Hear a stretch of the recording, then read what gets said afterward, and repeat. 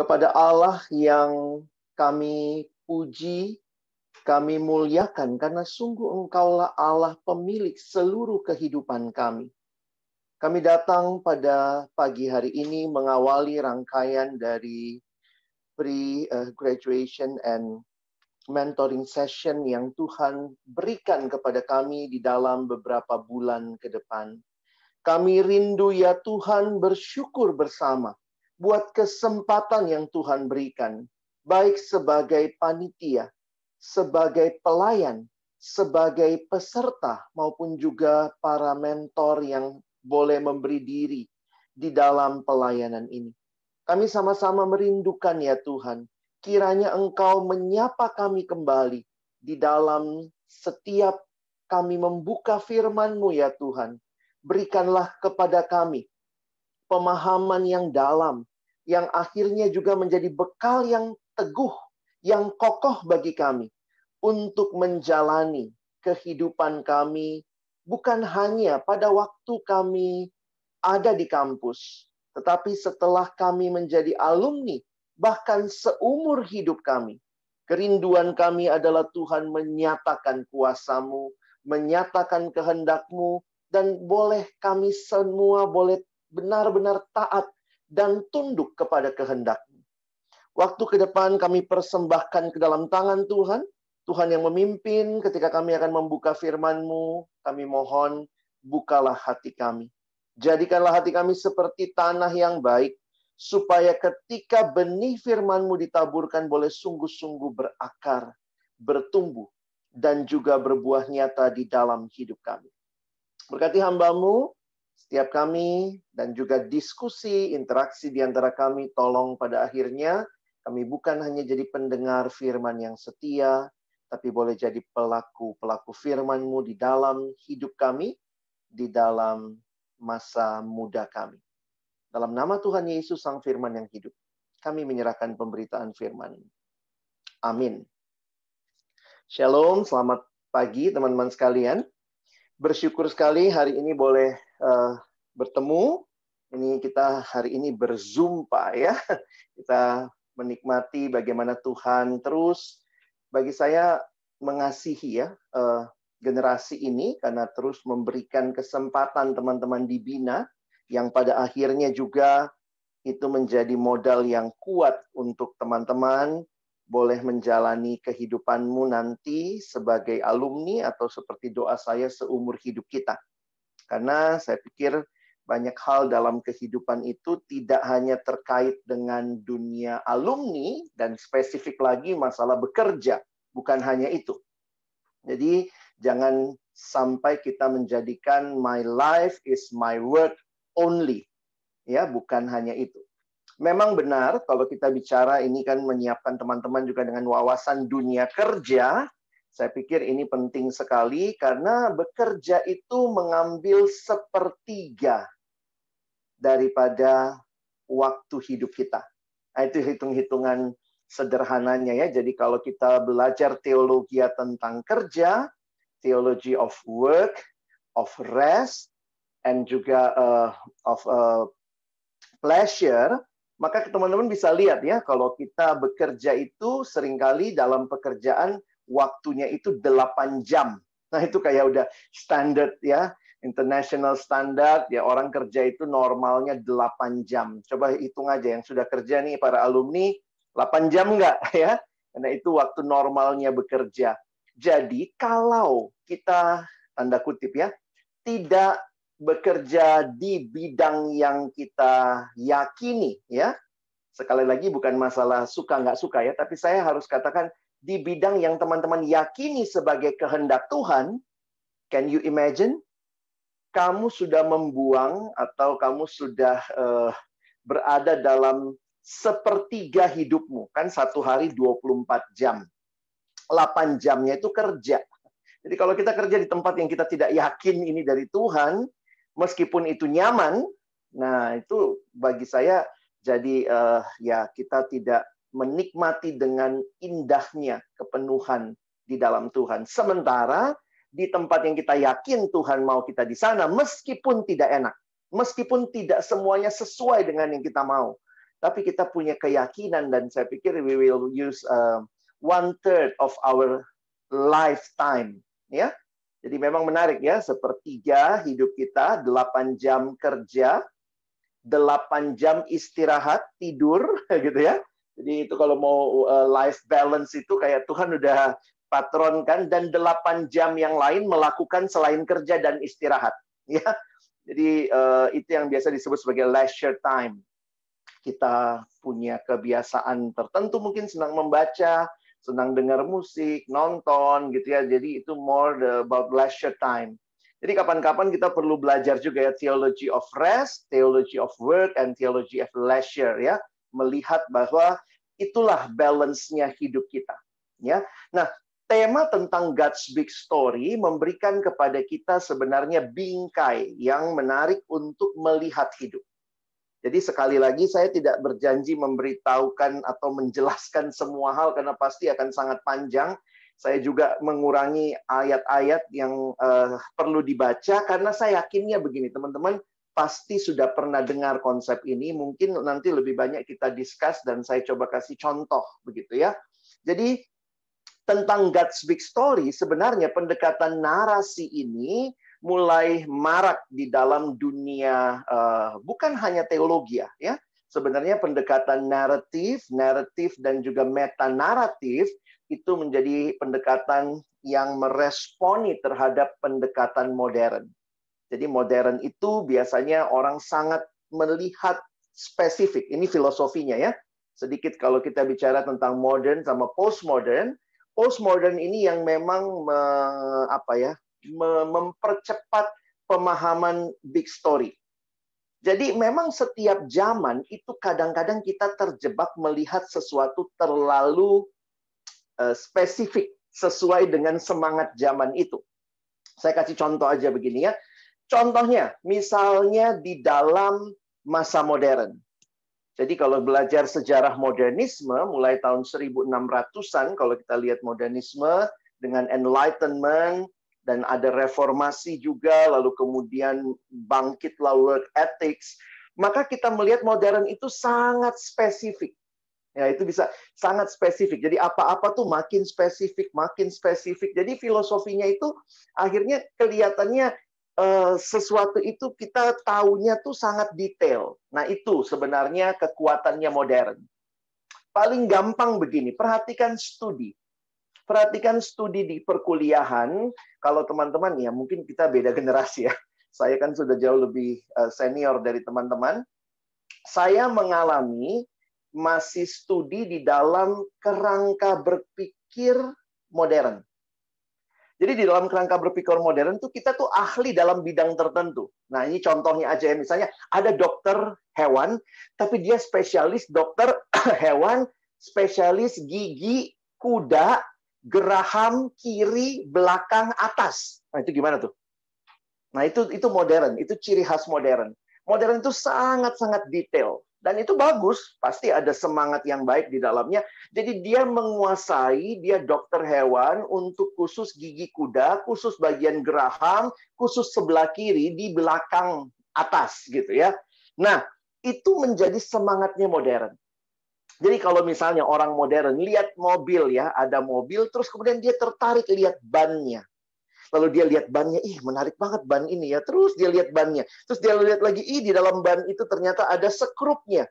Ada 4 sekrup di situ. Lalu dia perhatiin sekrup pertama, dia lihat, dia detailin, dia pelajari, dia ukur sekrupnya itu sampai akhirnya dia sangat ahli dalam salah satu sekrup dari sebuah mobil di ban kiri belakang. Kira-kira begitu. Nah, itu gambarannya. Tetapi kemudian semangat yang masuk dengan postmodern senang untuk melihat ini lagi bicara apa nih? Gara-gara kita sangat spesifik sama geraham kiri belakang kuda, kita lupa kita lagi bicara tentang kuda. Nah, jadi akhirnya juga orang lupa bahwa dia lagi bicara tentang mobil, dia lagi memperhatikan mobil.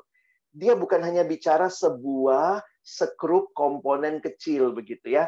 Nah, teman-teman lihat di dalam bidang ilmumu, saya memperhatikan termasuk di kampus saya sejak sekitar tahun 1900 2000 awal, jadi 1900 akhir masuk ke 2000 awal, itu sudah mulai berkembang yang namanya interdisipliner.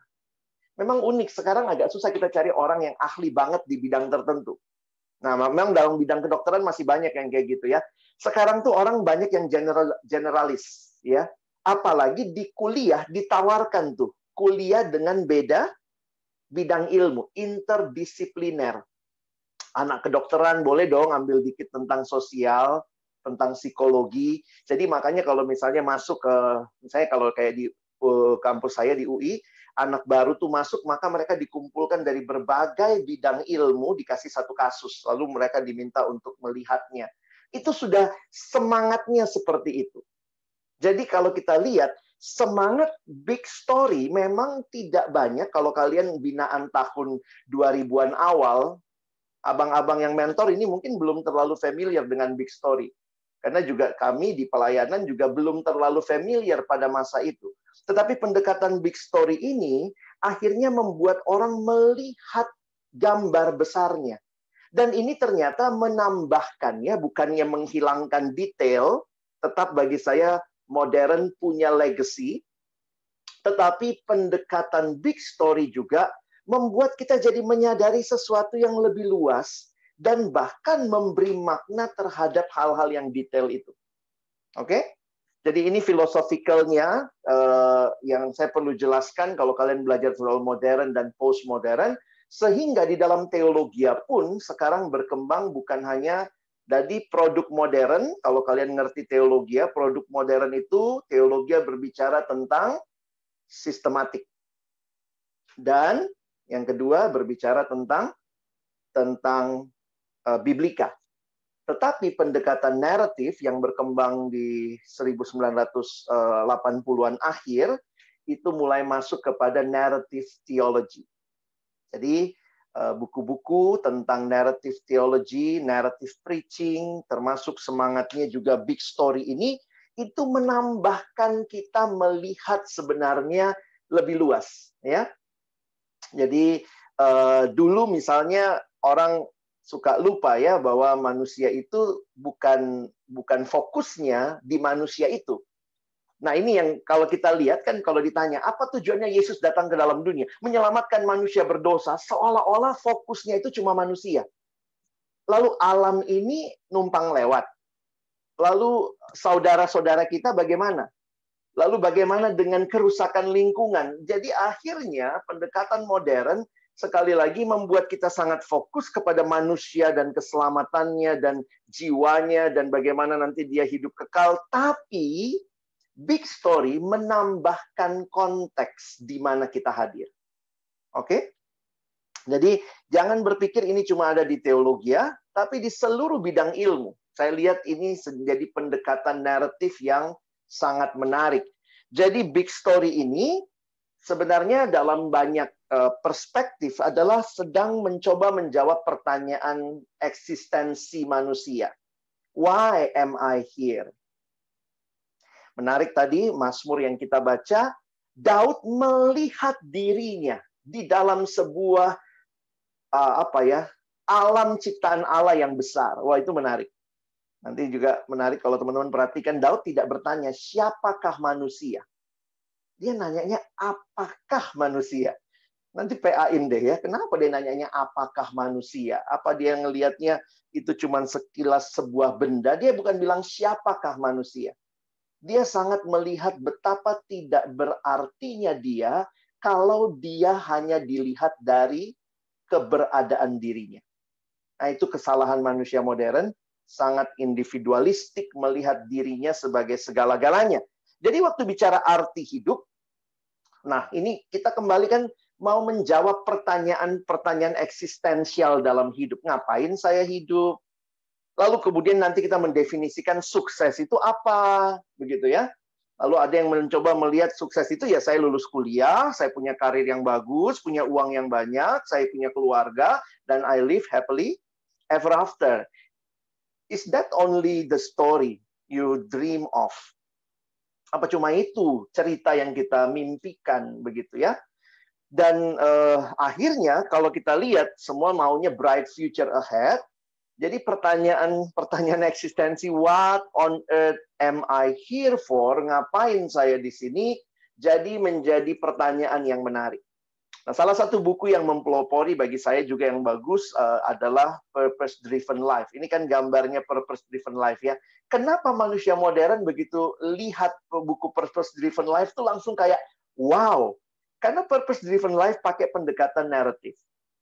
Dia bukan bicara manusia segala-galanya, tapi dia sedang menaruh manusia dalam konteks yang tepat. Sehingga orang jadi ngelihat, iya ya, hidup saya itu ada nanti worship, ada hal-hal yang lain begitu ya. Sehingga bisa melihat lebih luas. Nah, kita mulai, saya cuma kutip ayat ini saja ya, Kejadian 1:26-28. Saya pikir ini fundamental sekali bagi pemahaman kita bahwa kita adalah makhluk yang dicipta. Jadi kalau Alkitab ada kitab Kejadian, dan kita percaya kitab Kejadian ini juga adalah bagian dari apa yang Allah firmankan, jadi di dalam Alkitab kita diberitahu asal mula segala sesuatu, termasuk asal mula kita. Nah, jadi kalau kita membaca secara khusus Kejadian 1:26-28, berfirmanlah Allah, baiklah kita menjadikan manusia menurut gambar dan rupa kita, supaya mereka berkuasa atas ikan-ikan di laut dan burung-burung di udara dan atas ternak dan atas seluruh bumi dan atas segala binatang melata yang merayap di bumi. Maka Allah menciptakan manusia itu menurut gambarnya. Menurut gambar Allah diciptakannya dia, laki-laki dan perempuan, diciptakannya mereka. Allah memberkati mereka, lalu Allah berfirman kepada mereka, beranak cuculah dan bertambah banyak, penuhilah bumi dan taklukkanlah itu, berkuasalah atas ikan-ikan di laut dan burung-burung di udara dan atas segala binatang yang merayap di bumi. Ada hal yang menarik kalau teman-teman memperhatikan di dalam awal kitab Kejadian. Dibandingkan dengan cerita penciptaan yang juga ada di sejarah bangsa-bangsa lain, menarik sekali bahwa Allah kita adalah Allah yang dengan jelas menciptakan manusia. Jadi manusia ini didesain menurut gambar Allah, didesain dengan tujuan yang khusus. Perhatikan ayat 28, beranak cucu, bertambah banyak. Jadi Tuhan tidak hanya memerintah dunia sendirian, tapi dalam rangka pemerintahan Allah atas dunia ini, dia memberikan delegasi kepada manusia yang adalah gambar Allah, dan diberikan mandat beranak cucu, bertambah banyak, penuhilah bumi, taklukkanlah itu, berkuasalah atas ikan-ikan di laut, dan burung-burung di udara, dan seterusnya. Jadi kalau teman-teman perhatikan, ini sedikit banyak berbeda sekali dengan apa yang ada di dalam literatur kuno, yang juga mencoba mencatat kejadian penciptaan manusia. Ada literatur bangsa-bangsa Mesopotamia pada waktu itu yang menulis misalnya manusia itu adalah hasil dari dewa-dewa berantem, terus kemudian ada ledakan lah atau pecahan, saya nggak tahu lah ya. Lalu kemudian muncul manusia. Jadi di dalam banyak literatur yang lain, manusia itu bukanlah dicipta khusus. Itu kayak kecelakaan sejarah, nggak disengaja jadi, dewa lagi marah, dia ngapain jadi manusia, begitu ya. Itu cerita bangsa-bangsa lain. Tetapi waktu kita melihat Alkitab, wah, dari bagian awal ini, sangat jelas bahwa ada desainnya Allah, dia menciptakan manusia segambar dan serupa dengan dia, dan menarik, Allah menciptakan manusia langsung. Kalau kita lihat yang lain, dia ciptakan dengan berfirman, maka itu ada, tetapi di Kejadian 2 kita melihat Allah sendiri membentuk manusia dari tanah. Sementara kisah bangsa-bangsa lain, Allahnya itu nggak mau main tanah, teman-teman ya. Allahnya itu terlalu suci main-main tanah. Tetapi Allah kita adalah Allah yang turun, dan begitu berharganya manusia, dia menciptakan manusia. Tidak heran. Apa yang menjadi cerita itu akan mewarnai budaya. Saya ulang. Apa yang mewarnai budaya itu tergantung apa ceritanya. Kenapa di dalam kekristenan, secara khusus misalnya tradisi Judeo-Christian, Judeo itu karena kita berasal dari Yahudi, perjanjian lama mereka kita terima sebagai firman Allah, jadi di dalam Judeo-Christian tradition, dianggap sangat meninggikan manusia. Sangat meninggikan manusia. Manusia adalah gambar Allah, homo imago Dei. Itu beda sekali. Kenapa hak asasi itu sangat luar biasa diperjuangkan oleh kekristenan? Karena itu jelas ada di dalam Alkitab kita. Dan ketika kita lihat agama lain yang mungkin bangsa-bangsa barbar, yang dimengerti dimulai kisahnya manusia itu bukan siapa-siapa, nggak berharga-berharga amat, tiba-tiba jadi, ya udah, matilah. Kira-kira begitu ya. Nah, jadi menarik sekali sebenarnya kalau kita melihat apa yang ditulis, teman-teman dan saya harus mengerti bahwa kita sebenarnya sedang menghidupi sebuah cerita. Sadar atau tidak, setiap kita sedang menghidupi sebuah cerita. Cerita yang kita percaya di bawah alam bawah sadar kita maupun secara sadar tentang siapa kita, kenapa saya ada di sini, ngapain saya ada di sini. Jadi sebenarnya setiap kita, we are living a story. Pasti kita punya cerita. Cerita kita bisa jadi juga dibentuk oleh keluarga kita. Orang tua kita punya cerita yang tanpa sadar dia turunkan. Gimana cara menurunkannya? Di arisan-arisan. Ya. Yang Batak ngerti kalau pergi arisan lalu kemudian lihat yang berhasil, mamamu langsung bilang, itu nak, sukses. Lihat mobilnya abang itu. Wah, ada cerita yang masuk di pikiranmu. Mama akan ngelihat saya sukses kalau saya bisa beli mobil kayak abang itu. Itu nak, sukses. Lihat baru pulang S2 dari luar negeri. Wow, masuklah itu. Memang tidak ada orang tua yang ngelesin anaknya matre, ya, tapi itu masuk secara tidak langsung, ada cerita yang dibentuk. Engkau dan saya sedang menghidupi sebuah cerita yang dibentuk oleh paling sederhana, keluarga, pendidikan kita, bahkan juga budaya di masyarakat sekitar kita.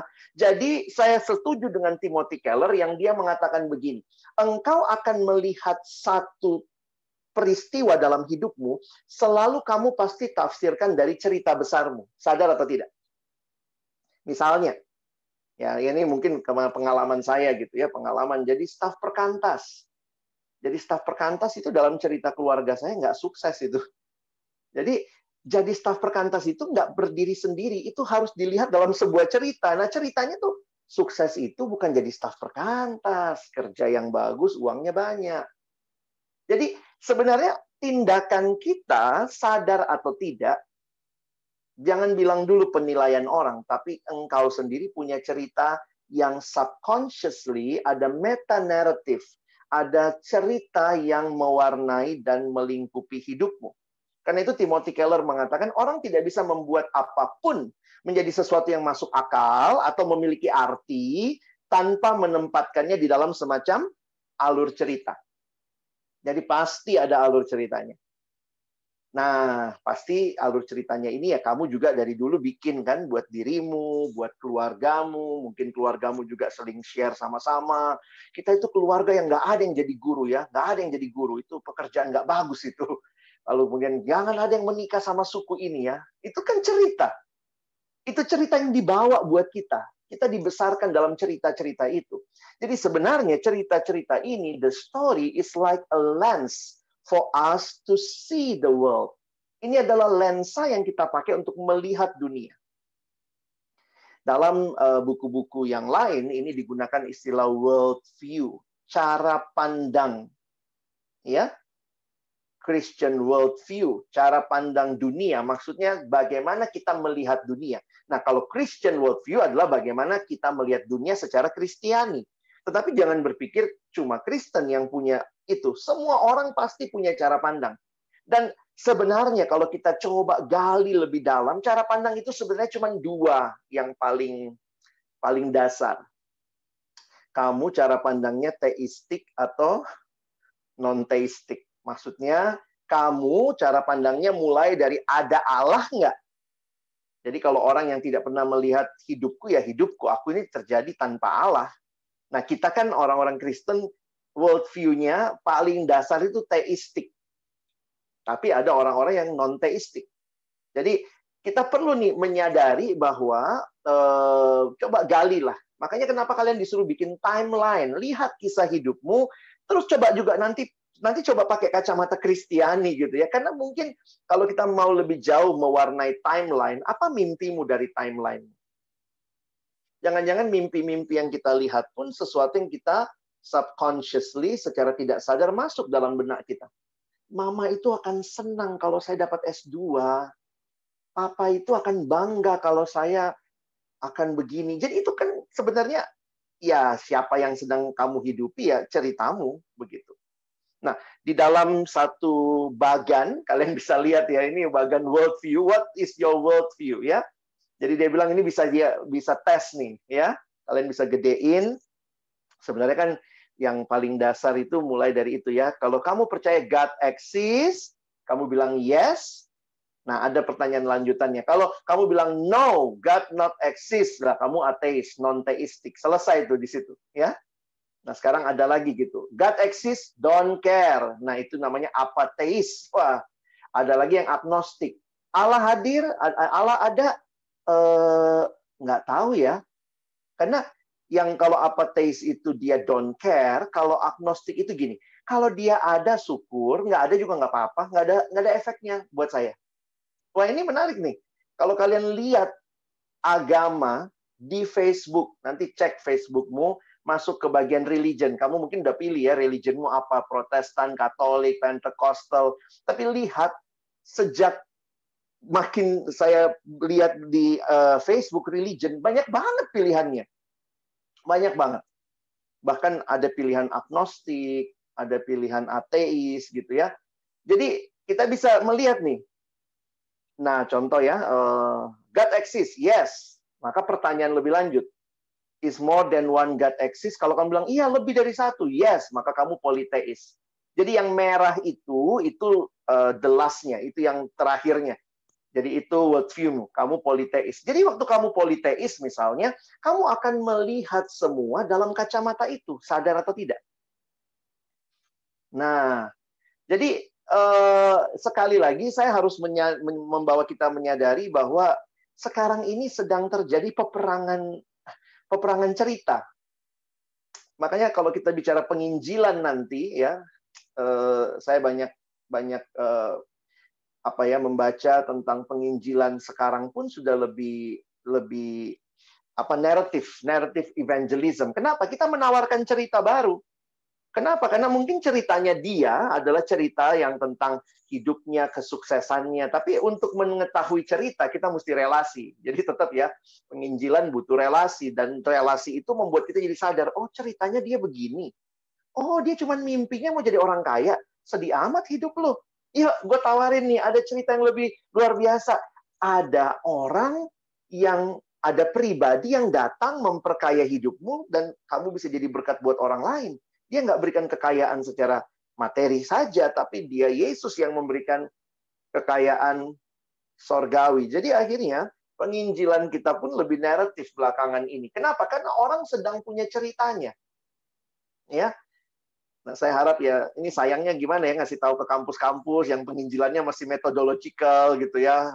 Kalau kamu mati masuk surga apa enggak? Ya itu penting, tapi sebenarnya jauh lebih dalam kita perlu tahu cerita dia, karena itu tetap penginjilan itu bukan cuma sekali datang, hantam, kita pergi. Percaya Yesus nggak? Kalau nggak masuk neraka. Terima Yesus nggak sekarang? Itu berarti kamu tidak memberikan kesempatan mendengar cerita orang. Kita sibuk dengan cerita kita yang sebenarnya itu baik, tapi kita tidak memberi telinga untuk mendengar kenapa dia percaya cerita seperti itu.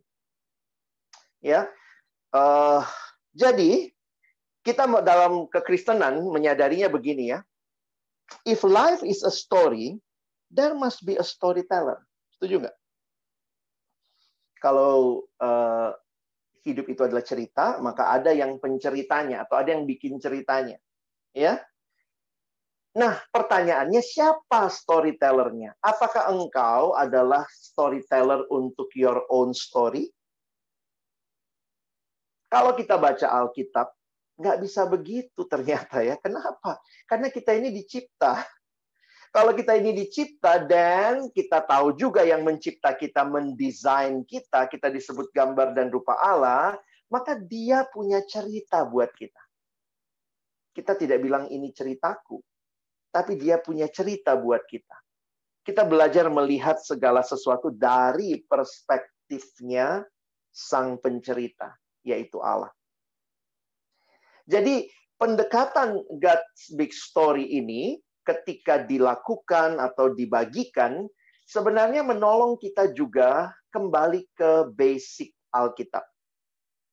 Ya, saya kasih beberapa buku untuk teman-teman yang mau belajar lebih lanjut. Yang tadi Kak Evin bilang, buku Gambar Besar dari Allah. Kami sudah terbitkan dari Vaughan Roberts. Saya ketemu buku ini kira-kira beberapa tahun yang lalu di Singapura. Dan saya pikir kita harus terjemahkan untuk jadi bacaan bagi mahasiswa. Di Singapura, Perkantas Singapura, ini bahan wajib untuk pelayanan mahasiswa. Mereka PA dari buku Gambar Besar dari Allah. Nah, Vaughan Roberts, salah satu yang kuat membagikan itu, dia melihat dalam God's Big Story, cerita besar Alkitab.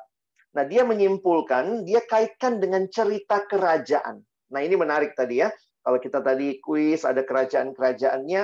Nah, dia mengatakan sebenarnya, kalau kita perhatikan, kisah Alkitab ini adalah kisah kerajaan. Jadi, dia mencoba membuatnya dalam alur yang lebih tidak kaku ya. Karena kan biasanya kita cuma tahu creation, fall, redemption, itu sangat kategorial. Dia mencoba melihatnya sebagai sebuah kisah kerajaan. Makanya kalau kalian nanti perhatikan buku ini, dia mulai dengan penciptaan misalnya. Penciptaan itu apa? Kalau Allah mencipta, maka sebenarnya semua yang dicipta punya siapa? Ya punya Allah. Dan kalau semua yang dicipta punya Allah, berarti siapa raja pertamanya yang memiliki segala sesuatu? Jadi sejak penciptaan sebenarnya kita sudah melihat kehadiran Allah sebagai raja.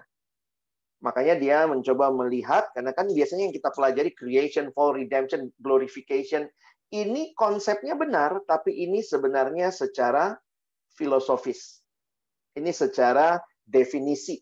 Tapi dibuat jadi cerita bahwa ada seorang raja yang mendirikan kerajaannya. Lalu terjadi pemberontakan dalam kerajaan itu. Lalu dimulailah misi penyelamatan, rescue, redemption mission. Dimulainya bukan waktu Yesus datang saja, teman-teman. Sebenarnya dimulai sejak sang raja memilih Israel. Dan dituntaskan ketika Yesus, sang raja itu datang. Tapi Yesus yang datang, dia balik ke surga. Lalu selesai misinya? Belum. Dia memberikan berita untuk orang-orang yang percaya, memperluas kerajaan itu. Dan babak keempat, kita punya pengharapan akan kembalinya sang raja. Jadi menarik memang ya, kalau kita memperhatikan cerita ini bukan kisah kita, gimana ya? Kadang-kadang kita tanpa sadar berpikir bahwa ini kisahnya manusia, semata-mata manusia. Ada nggak cerita manusia? Ada, tapi sebenarnya ceritanya bukan cerita manusia. Kalau kita baca di Alkitab sejak Kejadian 1, kisahnya adalah kisahnya Allah yang menciptakan. Karena itu di dalam beberapa kritik terhadap pendekatan-pendekatan modern yang sangat berfokus kepada manusia, seolah-olah cerita Alkitab itu tentang manusia berdosa yang butuh keselamatan. Karena apa? Para kritikus, ya, teolog-teolog yang mencoba melihat lebih luas, dia bilang orang Kristen suka baca Alkitab langsung dari Kejadian 3. Manusia jatuh dalam dosa. Jadi akhirnya dia melihat semua cerita Alkitab tentang misi menyelamatkan manusia dari dosa. Dia buang Kejadian 1 dan 2. Dan banyak kali orang Kristen membuang juga. Dia pikir Alkitab berakhir di Wahyu 20. Wahyu 20 itu langit baru dan bumi baru. Tetapi dia lupa bahwa akhir dari Wahyu itu di Wahyu 22, bukan di Wahyu 20. Karena itu dia mengatakan ketika kita buang babak 4, kita buang babak 1, cerita manusia, akhirnya saya selamat masuk surga. Selesai ceritanya. Yang betul itu misi Yesus, tapi bukan cuma itu misi Yesus. Saya ulangi. Itu misi Yesus memang menyelamatkan manusia dari dosa, supaya kita bersama dia selama-lamanya. Tapi bukan cuma itu misi Yesus.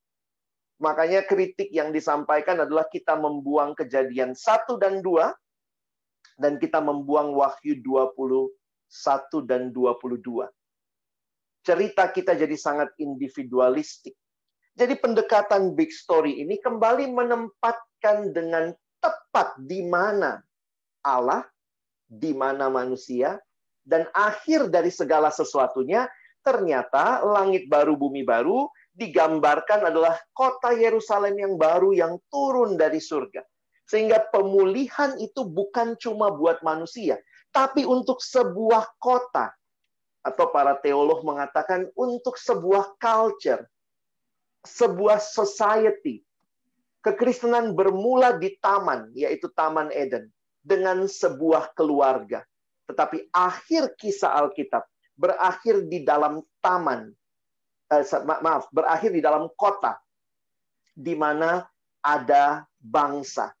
Jadi menarik sekali kalau melihat memang teologi naratif ini menempatkan ulang. Akhirnya penginjilan kita tuh bukan cuma ayo percaya Yesus masuk surga ya. Tetapi kemudian kita membawa orang-orang yang diselamatkan itu melihat pentingnya bagian dia dalam misi Allah yang luas. Jadi ini saya berharap cara menjelaskan ini menolong teman-teman untuk melihat ya betapa seringkali kita tidak ngerti kisahnya, kita langsung potong dari fall. Jadi akhirnya lihat Yesus datang hanya untuk menyelamatkan manusia dari dosa. Padahal kalau lihat di akhir Wahyu, itu Yesus membawa kembali the whole city, ya, kota Yerusalem yang baru itu. Jadi ada satu culture, ada satu society yang baru yang Tuhan sedang bangun. Nah, jadi ceritanya itu yang penting untuk kita pahami ya.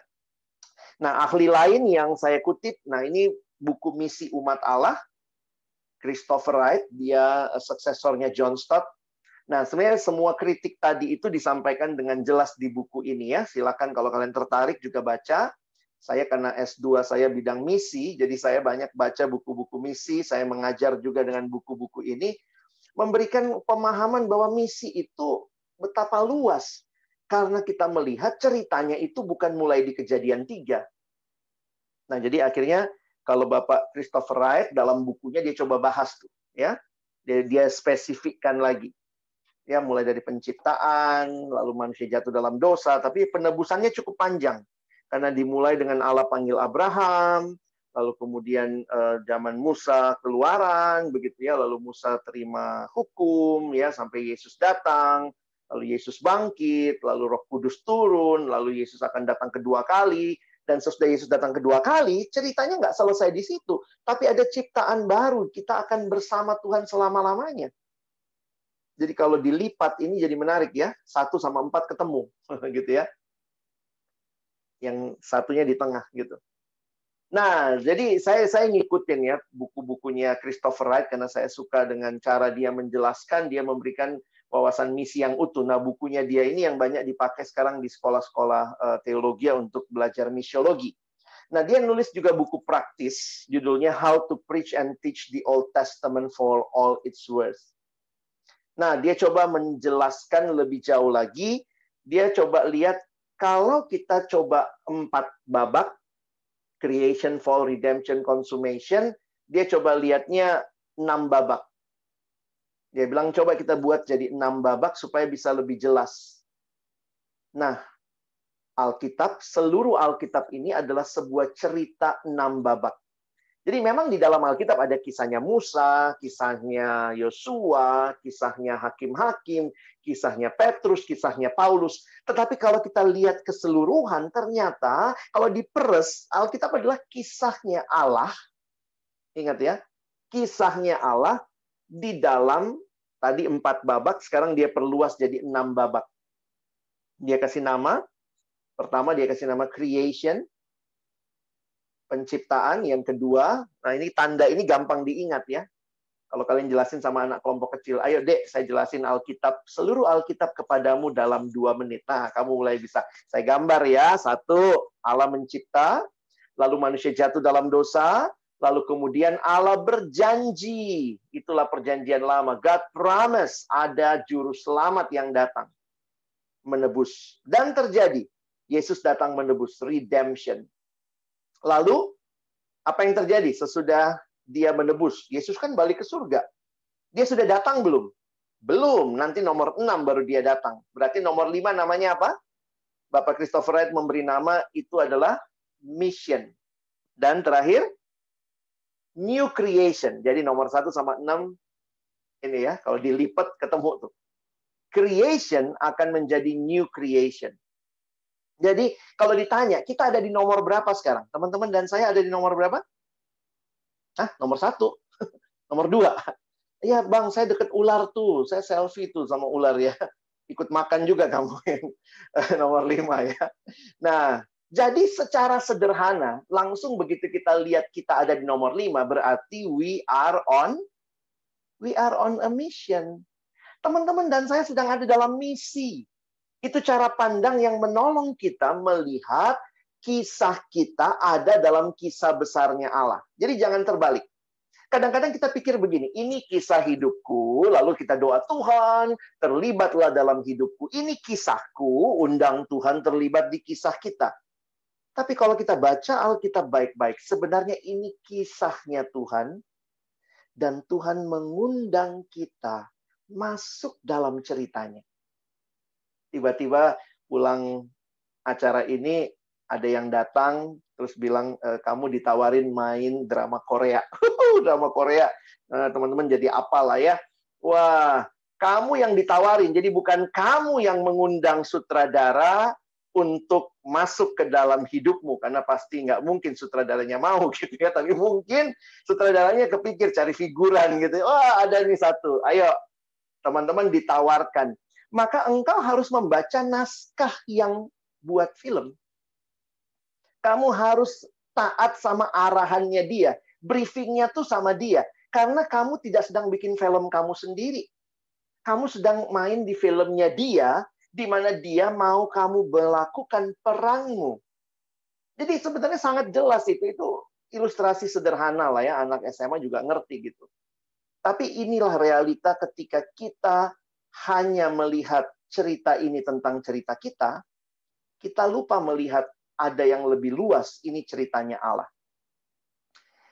Christopher Wright kan teolog ya. Teolog tuh senangnya mikir. Tahun 2019, saya ketemu sama Christopher Wright ya, sama Kak Debbie juga kami ketemu di satu camp perkantas internasional di Afrika Selatan. Dia udah nambah satu lagi teman-teman ya, teolog suka mikir ya. Dia bilang kayaknya kurang klop deh. Kalau dilipat kayaknya nggak bagus ya. Dia bikin 7 sekarang. Bible Big Story like drama in 7 acts. Karena dia melihat salib ada di tengah, senternya. Lalu dia tambahkan judgment. Seperti kuis kita tadi ya. Jadi Yesus datang, apa yang dia lakukan? Kalau dulu di dalam kegagalan manusia rebel, manusia jatuh dalam dosa, rebellion, itu tanda silang.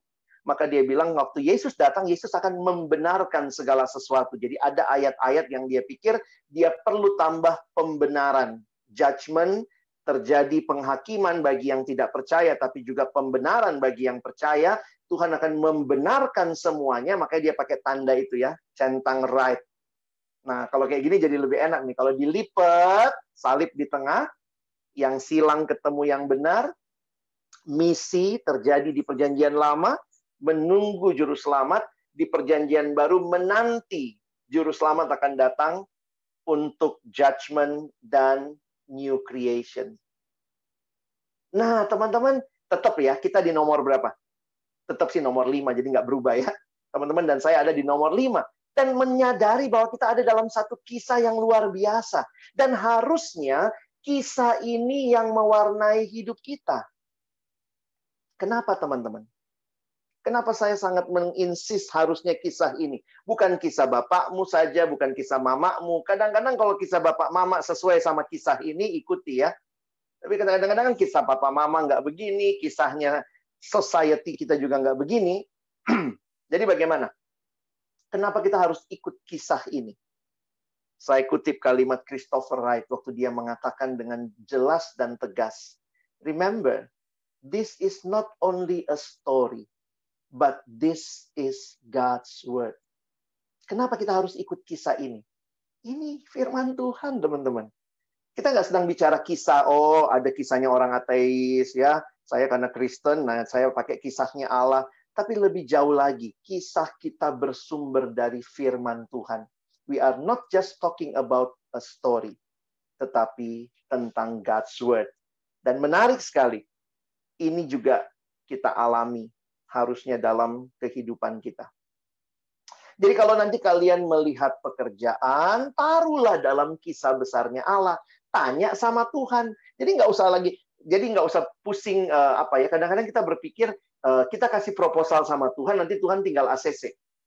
Sebenarnya sikap yang tepat adalah kita yang harusnya tanya sama Tuhan. Tuhan, pekerjaanku ini untuk apa? Tuhan bilang baca firmanku ya. Udah jelas tuh pekerjaanmu untuk apa. Kalau kalian mulai berpacaran, tanya sama Tuhan, Tuhan, kenapa dalam ceritamu ini Tuhan kok kasih peran aku pacaran ya?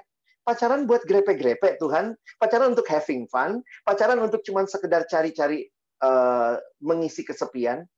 Kita harus bisa melihat apa cerita Tuhan untuk setiap detail yang sedang kita jalani. Hidup kita adalah dalam cerita besar Allah. Hidup kita adalah sebuah cerita dalam cerita besar Allah. Berarti we are here for a reason. Dan harusnya kita mengerti itu God's story. Makanya kita bagi orang percaya ya, teman-teman akan ditolong lah ya melalui sesi-sesi ke depan. Ngapain sih kita kerja? Kerja itu ngapain? Emang di Alkitab bilang apa tentang kerja?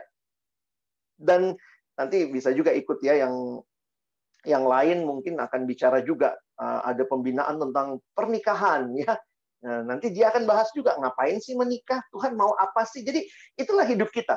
Selalu akan bertanya kepada Tuhan, sang pengarah hidup kita, sang penulis kisah hidup kita. Dengan memahami God's big story, seharusnya kita mengerti bahwa keberadaan kita, baik kehidupan kita atau pekerjaan kita bukanlah tanpa arti atau tanpa sebab.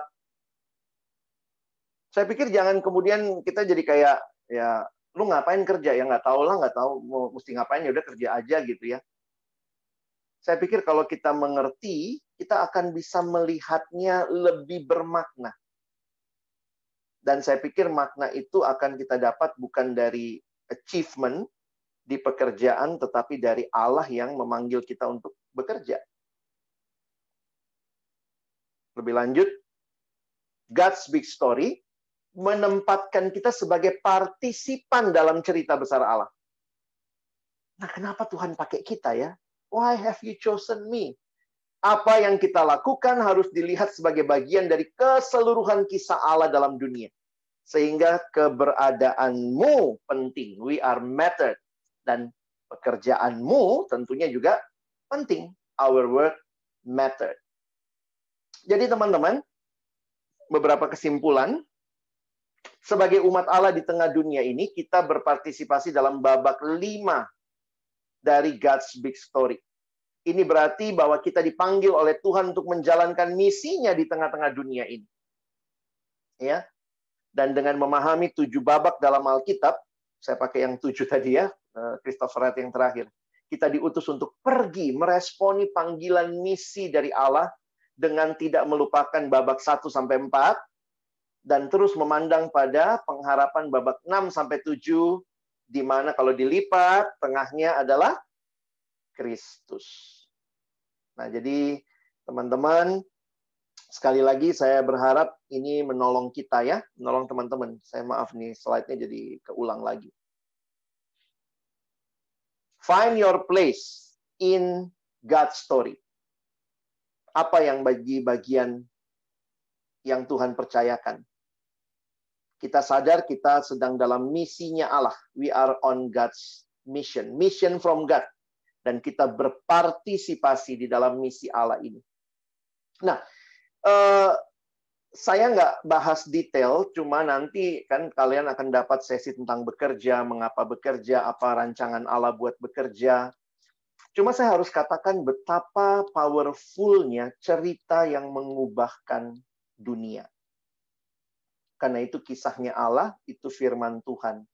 Dan saya harus ingatkan bahwa seringkali kita pun mesti sadar ya, kita itu sedang ada di dalam dunia dengan ceritanya masing-masing. Saya ketemulah beberapa mahasiswa, alumni yang tahu-tahu ngomongnya gini, iya bang, saya takut bang kalau gue lakukan gini nanti gue karma. Lucu ya, dia bicara karma, dia bilang apa karma? Karena kekristenan nggak mengenal konsep karma.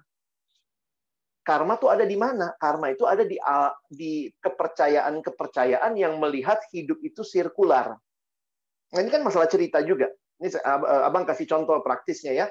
Hati-hati banyak kali konsep kita pun nggak ngerti. Kenapa kita pakai konsep orang lain? Bahasanya kita pinjem.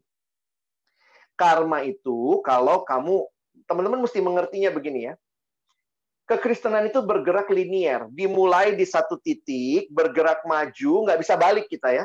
Dan nanti ada akhirnya. Di akhirnya itulah makanya lihat tadi cerita kita Creation Fall Redemption itu linier, bukan muter.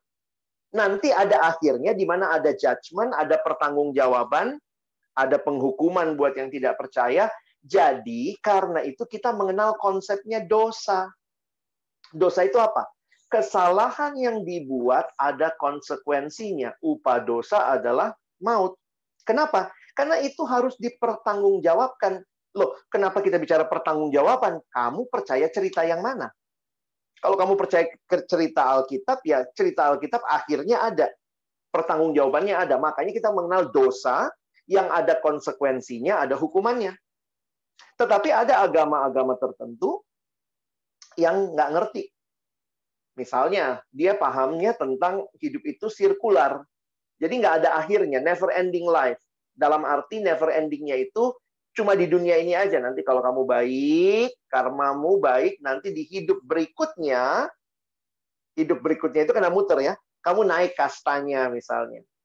Nanti kalau kamu jahat, di hidup berikutnya kamu turun kastanya. Karena itu, agama-agama dengan konsep sirkular tidak kenal dosa karena nggak ada pertanggungjawaban. Maka yang dia kenal cuma karma. Apa yang baik akan jadi lebih baik. Apa yang jahat ada juga lebih jahat. Jadi itu sesuatu yang sirkular aja, muter terus. Jangan kita pakai konsep itu. Kita orang Kristen nggak ada konsep karma di Alkitab. Yang ada konsep tabur tuai. Tapi bagi saya tabur tuai beda sekali sama karma. Karena tetap tabur tuai melihatnya hidup linier. Nah, itu contoh ya. Nah, terus misalnya gimana? Gimana cara melihat kerja? Kadang-kadang juga begini ya, masalah kerja dan istirahat. Mungkin saya kasih contoh cepat aja. Kita itu kerja untuk istirahat atau istirahat untuk kerja? Mana yang lebih Kristiani? Kita kerja untuk istirahat atau istirahat untuk kerja? Nah, ini memang bisa berdebat kita di situ ya.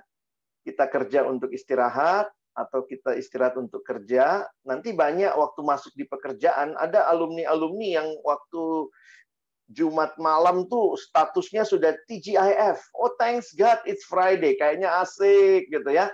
Lalu kemudian filosofi yang kita dengar cerita, itu kan cerita yang ditawarkan. Work hard, play hard. Kita udah kerja nih capek. Makanya work hard, play hard. Jadi akhirnya kerja dilihat sebagai sebuah cara mendapatkan istirahat. Ya. Oh, work hard, play harder ya. Harder bahkan ya play-nya ya, mesti lebih kuat lagi. Jadi akhirnya cara berpikirnya adalah ini adalah sebuah cara untuk gue dapat play-nya secara nggak sadar. Dan itu kan ceritanya culture, itu masuk tuh. Ya kalau bisa escape Sabtu Minggu, ya baliklah minimal ya semalam, escape lah pulang Minggu malam gitu. Itu bisa jadi gaya hidup. Itu sangat-sangat mungkin jadi gaya hidup. di mana dilihat bahwa cara mendapatkan istirahat adalah dengan bekerja. Cara dapatin leisure adalah dengan bekerja, sehingga bekerja jadi means untuk mencapai yang lainnya. Teman-teman, sehingga waktu nggak kerja, langsung nggak santai itu orang. Karena leisure-nya jadi terganggu, kayak nggak punya duit gitu. Padahal santai kan bukan masalah kamu kerja atau tidak. Dan itu masuk di culture loh, teman-teman.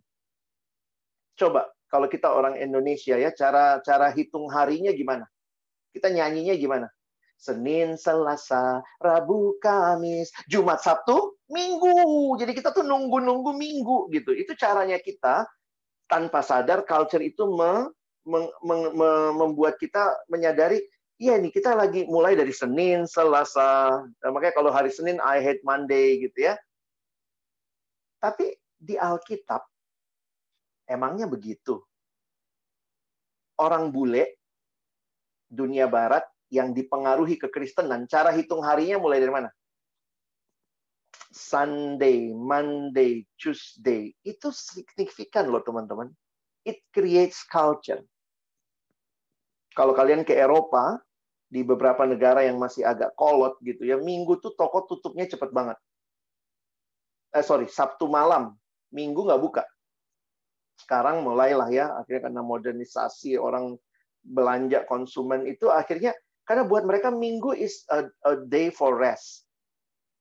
Dan Alkitab sebenarnya memberikan konsep apa? Jadi ini ada teolog yang coba lihat ya. Sebenarnya manusia dicipta hari keberapa teman-teman? Manusia dicipta hari ke-6. Maka hari ke-7, apa yang menjadi tugas pertama manusia hari ke-7? Dicipta hari ke-6, hari ke-7, istirahat. Jadi sebenarnya Christian worldview of work and rest, kita tidak kerja supaya istirahat.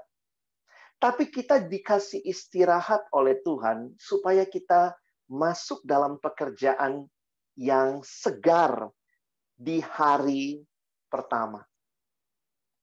Tugas pertama setelah dicipta, istirahat. Enak banget ya. You will only find your true rest in Jesus. Dari situ bangkitlah semangat untuk bahkan menghitung harinya pun mulai dari mana? Minggu, Sunday, Monday. Itu creates culture. Dan teman-teman, sadar atau tidak, Samsung, Android, buka HP-mu, buka kalendermu, di kalender HP ternyata kita dikasih pilihan, mau bikin jadwal mingguanmu, nanti coba buka HP-mu habis ini ya, kamu jadwalnya mulai dari Senin atau dari Minggu. Ternyata di HP pun dikasih pilihan ya, you want a Christian calendar, atau kalendernya dunia, kira-kira begitu ya. Ya bagi saya sih, yang penting kalian ngerti semangatnya. Jangan sampai kita jadi terjebak ya. Nah, sebagai penutup, saya rekomendasikan bukunya Timothy Keller. Saya harap ini juga jadi buku yang nanti bisa mewarnai kalian mau KTB mungkin di kampus sebelum jadi alumni. Bisa baca buku ini. Ada kalimat yang menarik yang saya kutip. Ya, sesudah ini kita tanya jawab. Anda tidak akan memiliki hidup yang bermakna tanpa bekerja. Tetapi Anda tidak bisa mengatakan bahwa pekerjaan Anda adalah makna hidup Anda. Jika Anda membuat pekerjaan manapun menjadi tujuan hidup Anda, bahkan pekerjaan itu adalah pelayanan gerejawi, kayak kami ini, hamba Tuhan, staff, full-timer. Kalau kamu menjadikan itu tujuan hidupmu, Anda menciptakan suatu berhala yang menyaingi Allah. Jadi sebenarnya Christian worldview, memandang dunia dari sudut pandang cerita besar Allah, membuat kita sadar bahwa pekerjaan kita penting nggak? Penting. Kenapa? Tuhan yang ngasih pekerjaan. Nanti kalian lihat ya, di Kejadian pasal 2, Tuhan yang ngasih pekerjaan. Jadi pekerjaan itu diberikan di dalam konteks Taman Eden. Jadi jangan berpikir orang kerja karena jatuh dalam dosa. Enggak. Sebelum jatuh dalam dosa, manusia sudah bekerja. Karena Tuhan sudah kasih Kejadian 2, 15-17. Ketika jatuh dalam dosa, maka perhatikan, akan kubuat kerjamu akan jadi berat. Jadi sesudah jatuh dalam dosa, bekerja jadi berat. Tetapi sebenarnya bekerja adalah bagian yang Tuhan rancangkan. Dan itu indah. Nah, karena itu dengan punya gambar besarnya, punya cerita besarnya. Kerja penting, tapi tidak membawa kamu menemukan makna hidup. Karena kamu harus tanya sama Tuhan, sehingga pekerjaanmu pun bisa kau tempatkan dengan baik.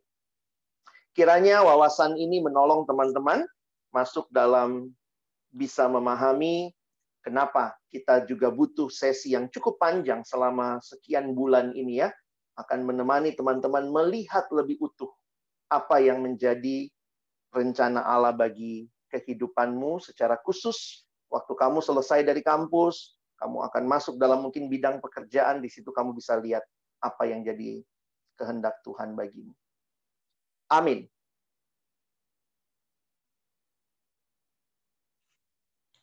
Silakan kalau ada yang mau bertanya atau ingin memberikan tanggapan, saya persilahkan. Panitia, terima kasih Bang Alex. Berapa lama? Ya teman-teman, kalau ada yang mau bertanya, silakan cantumkan di kolom chat, atau teman-teman mau bertanya secara open video, open auto unmute, silakan. Aku tunggu.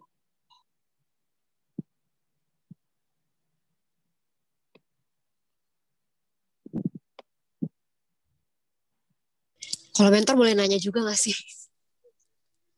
Boleh Kak, silakan Kak. Halo Bang Alex, nih aku Lydia, aku mau nanya. Tadi tuh tertampar banget sih di bagian Abang Alex bilang, kita kadang tuh bilang kasih proposal kita sama Tuhan minta ACC. Kita lupa gitu, sebenarnya hidup kita tuh ini gambar Allah gitu. Dan kita yang berusaha untuk fit in, berusaha untuk masuk di dalam cerita itu. Bang, ada kayak semacam agak dangkal sih pertanyaannya, tapi kayak butuh tips kali ya Bang, untuk benar-benar bisa ketika ngelihat hidup tuh gimana ya Bang, supaya kita ngelihatnya tuh misalnya secara konkret gitu ya, terutama buat kita yang bekerja dan akan bekerja gitu, untuk lihat benar-benar bagian pekerjaan kita itu masuk gitu loh di dalam ceritanya Allah, bukan sekedar kayak ceritanya saya atau apa hasrat pribadi atau apalah atau cerita pribadi saya kayak gitu. Makasih Bang. Thank you Lydia. Sebenarnya itu harusnya kalian nanti tanyakan lebih jauh waktu bicara pekerjaan. Karena begini, saya melihatnya, saya kasih filosofinya aja ya. Makanya sebenarnya saya ada slide lain ya.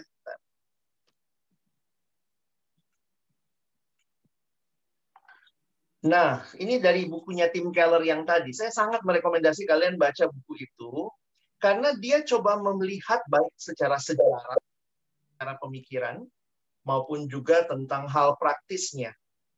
Jadi kadang-kadang kita ngelihat ini, kalau saya berfungsi dengan apa ya, saya influence-nya besar, wah barulah saya di situ jadi berkat.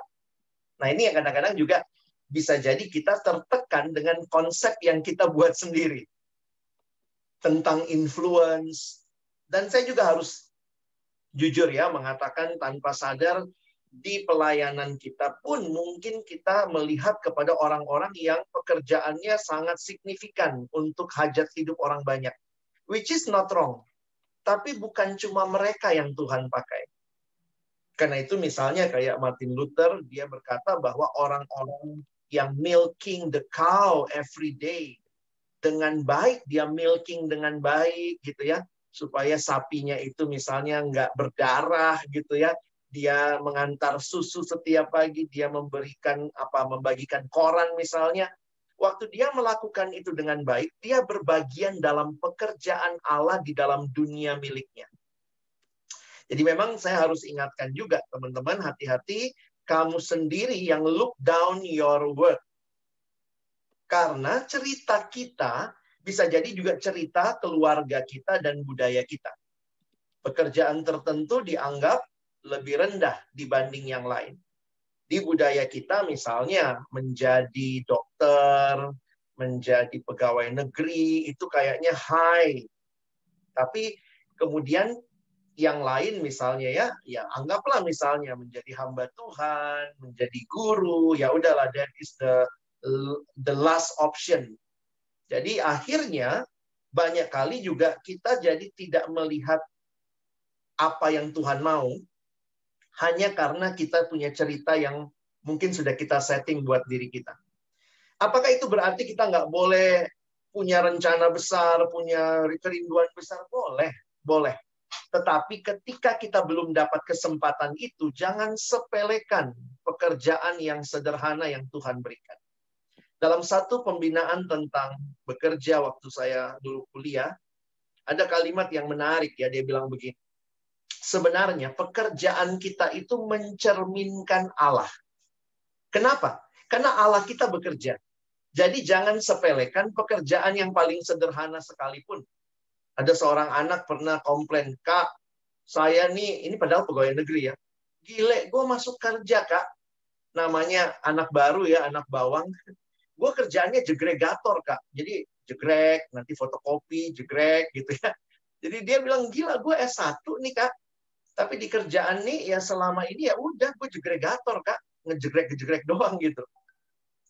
Terus kemudian saya nanya gitu ya, tapi kalau begini saya tanya sama kamu, kamu mau keluar dari kerjaan? Enggak sih, Kak, kan aku pegawai negeri. Iya, jadi pegawai negeri, lu disuruh ngejegrek, lu komplain. Karena lu ngelihat, saya harusnya bisa lebih dari ini dong ngerjain sesuatu. Nah, saya bilang, ketika belum datang kesempatan itu untuk mengerjakan sesuatu yang lebih besar, kamu setia nggak ngejegrek dengan benar? Dan ingat, ketika Kejadian pasal 1, Allah menciptakan langit dan bumi. Allah memisahkan air yang di bawah langit. Dia memisahkan air yang di atas langit. Ada cakrawala. Lalu air yang di bawah langit dinamainya lautan. Yang di atas begitu ya. Nah pertanyaannya, Tuhan juga kayak ngejegrek-jegrek ya. Pisahin ini apa gitu ya. Jadi sebenarnya semua pekerjaan kita adalah merefleksikan juga Allah yang bekerja. Allah yang membuat keteraturan dari dunia yang kacau, maka meskipun kamu menjegreklah dengan baik. Dan tentunya dalam anugerah Tuhan, tunggulah bagaimana Tuhan memberi kesempatan kamu kerja yang menjadi tanggung jawabmu dan bahkan mungkin lebih besar yang kamu bisa lakukan. Tapi sebelumnya banyak orang yang meremehkan pekerjaannya karena apa yang dia kerjakan. Nah, termasuk juga yang saya bilang tadi ya, pegawai negeri tuh banyak waktu masih anak bawang di kantor tuh, ya ilah kerjanya fotokopi. Bener nggak, Lid? Kamu kan anak baru juga, pernah jadi anak baru ya. Jadi, itu cara berpikirnya dulu. Nah, bagaimana kita menemukan apa yang menjadi rencana Tuhan? Saya pikir ini perjalanan kehidupan rohanimu dengan Tuhan.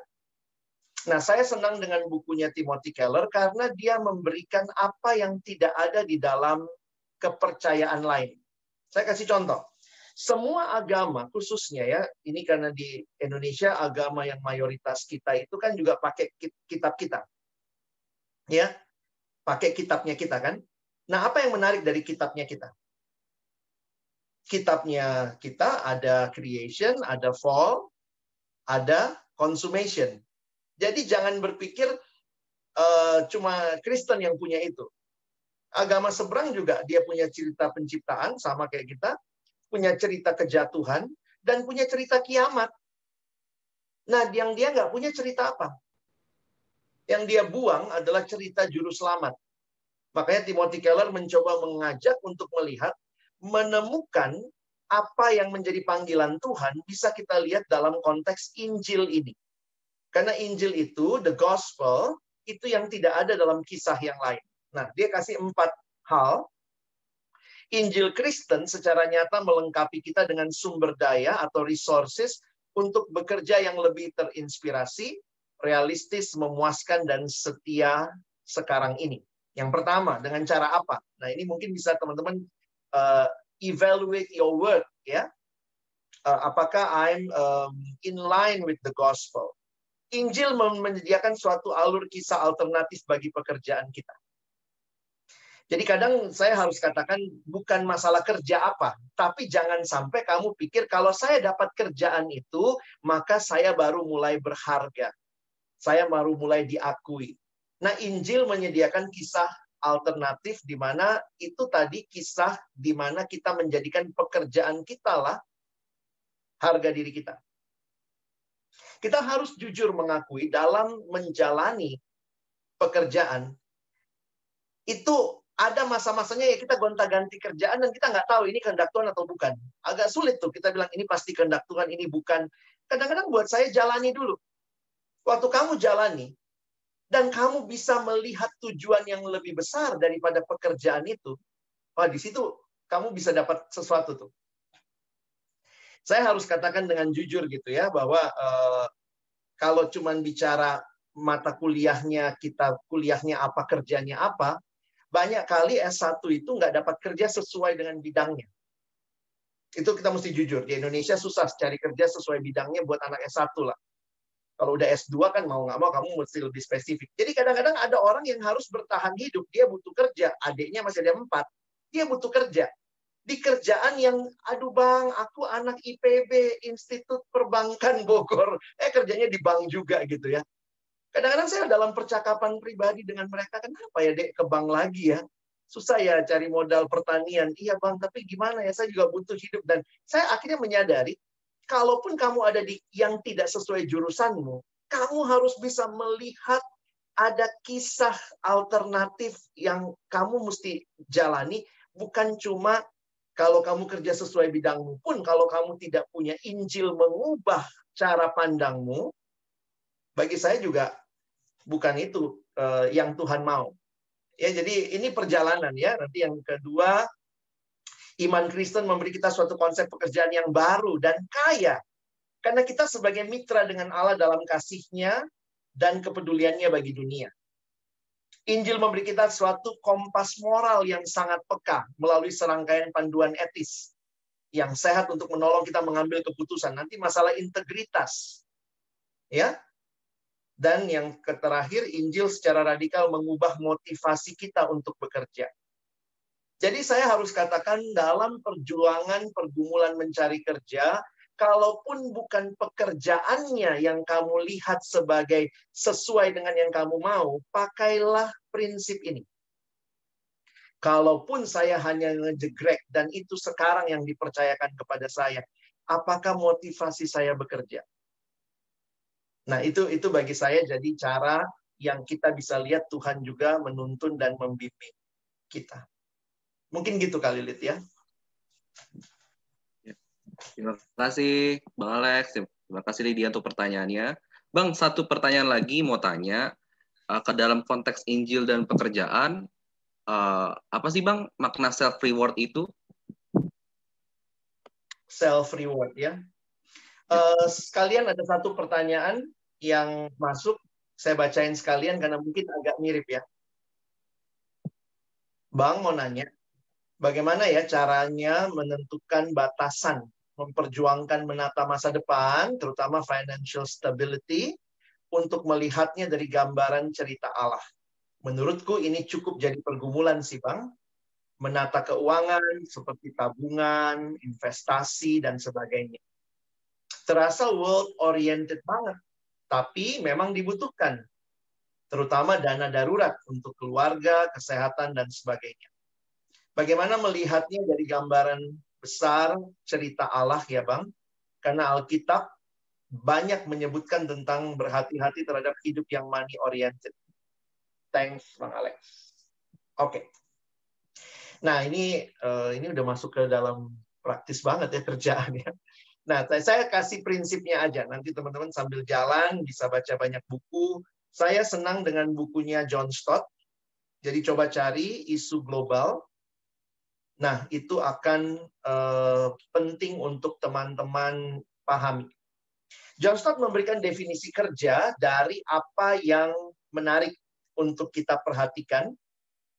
Kalau kalian, jadi gini, kalau kita melihat gambar besar, cerita besar, maka lensa yang kita pakai juga untuk melihat pekerjaan, lihatnya juga di Alkitab dong.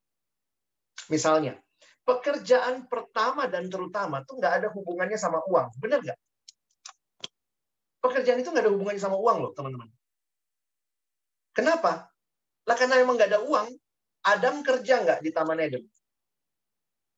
Nggak ada uang di situ. Hawa kerja nggak? Adam itu kan gardener ya. Allah meminta Adam mengusahakan taman itu. Kalau kamu memakai definisi modern tentang kerja, Adam nggak kerja. Karena nggak ada duit di situ. Jadi sebenarnya kita jadi berpikir lebih dalam, kerja itu apa? Nah, makanya itu yang saya bilang tadi. Generasi yang makin ke belakang, kita melihat kerja adalah sarana mencapai apa yang misalnya uang, leisure, which is kalau kita mau pisah-pisahin, bukan itu. Kerja itu memang bagian dari Tuhan memberikan kesempatan kita berbagian, berpartisipasi di dalam ceritanya. Uang itu adalah reward terhadap pekerjaan. Bukan bekerja itu sendiri. Nah, ini kalau kita mau balik ya, ini kalau perenungan ya kita balik. Kalau pekerjaanmu yang kamu kerjakan, ini buat yang udah alumni, kalau pekerjaan yang kamu kerjakan itu tidak ada uangnya, kamu masih mau kerja nggak? Ya enggak lah bang, masa nggak ada uangnya ya? Tapi poinnya saya gini, do you find your joy in work, in doing your work? Karena kamu tahu dengan kamu melakukannya, kamu lagi berpartisipasi di dalam membangun keadilan di Indonesia, membangun misalnya literasi di Indonesia, membangun kehidupan orang lain di Indonesia. Sehingga uang itu kamu bisa tempatkan bukan dalam konteks saya kerja untuk dapat uang saja.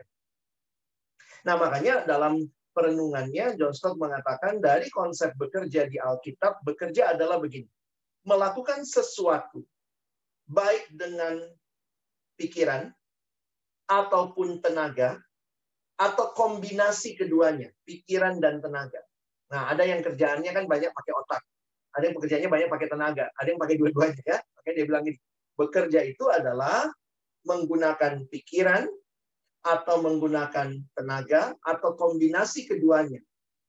Yang di dalamnya kita menjadi berkat buat orang lain, Tuhan dimuliakan, dan kita sendiri mendapatkan pemenuhan. Lihat aspeknya. Aspek bekerja ada 3. Orang lain, diri sendiri, dan Tuhan. Jadi, kalau kalian tanya masalah self-sufficient, saya cukup apa enggak, saya pikir kita tetap harus melihat itu jadi bagian dari cara Allah memberikan kepadamu pekerjaan. Tapi, kalau kamu pindah kerja hanya karena uang, nah biasanya ada alumni suka datang gitu ya, Bang, gue lagi pengen pindah kerja nih, kalau di sini tawarannya segini, kalau di sini tawarannya segini. Nah, saya akan menolong dia melihat lebih luas daripada sekedar uangnya. Karena begini, pemenuhan diri itu juga bicara apakah di pekerjaanmu bakat-bakat potensi-potensimu berkembang. Jadi Tuhan kayak kasih jaminan begini. Kalau kamu kerja dengan baik, memberkati orang lain, memuliakan aku akan cukupkan kebutuhanmu. Nah, jadi buat teman-teman yang merencanakan masa depan, silahkan rencanakan masa depan. Tidak ada masalah. Kekristenan mau investasi, silahkan. Tentu kita nanti bisa bicara kritis di situ, tapi jangan jadi hamba uang. Orang yang menjadi hamba uang, orang yang merasa bahwa asuransi, investasi inilah yang memelihara hidup saya. Dalam realita tertentu, alumni baru, mungkin kamu boro-boro investasi. Gaji itu lewat, lewat. Lewatnya bisa beberapa jam ya. Begitu terima gaji lewat. Nah, apakah kemudian yang melihara hidupmu, kamu investasi nggak punya, asuransi nggak punya, gitu ya? Oke, ya. Tadi ada tambahan ya, kalau Mista pernah dalam percakapan pribadi, saya bilang juga pekerjaan yang Tuhan mau itu tidak menjerat kita dalam dosa. Ya, jadi hati-hati juga ada pekerjaan-pekerjaan tertentu yang kalau di situ membuat kamu terus-menerus menikmati dosa, ya itu nggak tepat juga. Nah, jadi cara melihatnya mesti utuh nih, teman-teman. Nah, waktu kalian bisa melihat dengan utuh, maka disitulah kalian bisa mencoba makin meyakini ya, bahwa ini bagian yang Tuhan percayakan. Tuhan pasti akan penuhi kebutuhan kita melalui pekerjaan kalau memang itu adalah caranya Tuhan memenuhi kita. Tapi untuk beberapa hal, saya ketemu beberapa misionaris yang nggak punya gaji tetap. Jadi kalau teman-teman berpikir hanya melalui pekerjaan lah saya dapat pemenuhan kebutuhan hidup, nggak juga. Terus saya tanya, kamu dapatnya dari mana? Teman-teman masih ingat kisahnya Nabi Elia? Tuhan sanggup loh kirim burung gagak. Masih punya iman seperti itu nggak? Tuhan sanggup loh kirim burung gagak. Jadi buat beberapa alumni, saya ketemu lah ya, banyak teman kami dalam perkumpulan sudah jadi manajer, sudah jadi direktur, tiba-tiba tinggalin semua. Jujur aja, itu nggak sanggup hidup hanya dari gaji. Atau dari penghasilan hamba Tuhan. Tapi kemudian saya bilang kok bisa gitu ya, ada burung gagak. Anaknya bisa sekolah luar negeri, dapat beasiswa. Ada kemudian kesempatan ikut bisa kuliah ke luar negeri karena dapat ada orang yang ngajak gitu. Jadi saya harus katakan, kalau kamu percaya pada Tuhan, maka kamu bisa tempatkan investasimu dengan benar. Tapi kalau kamu sangat percaya pada investasi, maka Tuhan hanya jadi mainan buat hidup. Jadi silakan yakini betul Tuhan pelihara hidup sehingga kamu tahu tempatkan di mana investasi, di mana deposito, di mana asuransi, dan kamu pun akhirnya menyadari Tuhan bisa pakai burung gagak ya. Kalau kalian lihat ya, mungkin kayak abang gitu ya, kok bisa ke luar negeri Bang Alex, gitu ya, bisa ke sana ke sini gitu ya, itu burung gagak semua gitu. Kalau sendiri kagak nyampe, di rumah aja gitu ya, kamar mandi, pulang kamar gitu. Jadi kadang-kadang saya pikir Tuhan tuh terlalu kreatif untuk kita melihat hidup kita dipelihara oleh asuransi, oleh investasi, oleh deposito. Jadi kalau kamu kurangi persembahanmu hanya demi memperbesar investasi, saya kadang-kadang juga mikir gitu, memberi persembahan buat para alumni sekarang itu juga langkah iman. Ketika memberi persembahan, yakin bahwa saya beri ini karena saya tahu mungkin saya tidak bisa investasi seperti teman yang lain, tapi investasi buat jiwa itu penting. Dan saya rindu memberi, dan Tuhan akan kirim mungkin burung gagak yang lain pelihara hidupmu. Jadi jangan pernah takut dengan kebutuhan uang. Tuhan sudah jamin, karena Tuhan yang pelihara hidup kita. Kita tutup dulu ya, mari kita berdoa. Bapa dalam surga, terima kasih banyak buat firman-Mu. Setiap kebenaran, wawasan yang kami terima hari ini membuat kami juga makin menyadari bahwa sungguh Tuhan, hidup kami ada dalam kisah-Mu. Kalau kami sedang berusaha juga bertanggung jawab terhadap hidup kami, biarlah kami pun tidak lupa untuk menyerahkan seluruh hidup kami kepada Tuhan. Ada terlalu banyak cara Tuhan memelihara kami. Karena itu ampuni kami yang seringkali melihat satu-satunya cara hanyalah dalam pekerjaan. Karena itu kalau kami sibuk mati-matian bekerja, kadang-kadang kami menjadikan pekerjaan kami, hasil dari pekerjaan kami sebagai Tuhan kami. Tapi hari ini kami diberikan wawasan untuk melihat Tuhan, kisah besar. Kalau Engkau mengundang kami dalam kisah-Mu Tuhan, maka Engkau bertanggung jawab penuh terhadap kehidupan kami. Dan kami bersyukur untuk hal itu. Tolong kami menemukan apa yang menjadi kehendak-Mu dan taat dipimpin oleh Tuhan. Terima kasih, kami bersyukur, berterima kasih dalam nama Yesus. Amin.